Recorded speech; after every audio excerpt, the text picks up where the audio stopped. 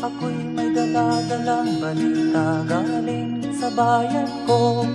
Nais kong ipamahagi ang mga kwento at mga pangyayaring nagaganap sa lupang pinangako. Ang lupang pinanggalingan ko'y may bahin ng dugo. May mga lorong di makalipad na sa hawlang ginto. May mga punong walang dahon, mga pusong di makakibo sa mga pangyayaring nagaganap sa lupang pinangako.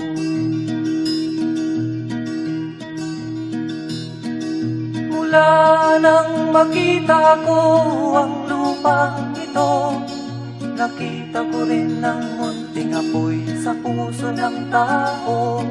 Ginatungan ng mga kabulukan hanggang sa lumago.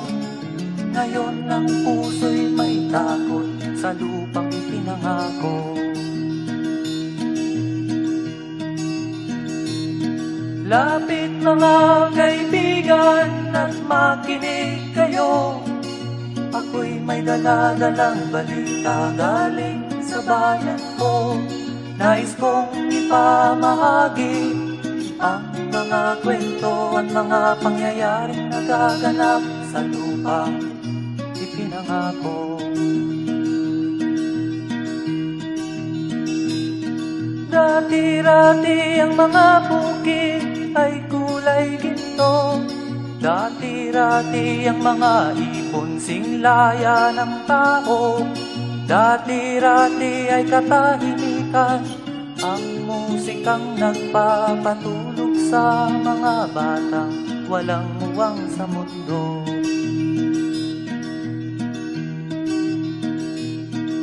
Ngayon ang lupang ipinangako ay nagsusumamo.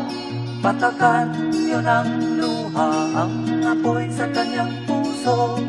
Dinggin niyo ang mga sigaw ng mga puso ng taong kung inyong dadamhin kabilang sa inyo. Duol mga kaigsunan nung paminaw kamo. Doon ako'y dala ang mga balita gikan sa banwa ko.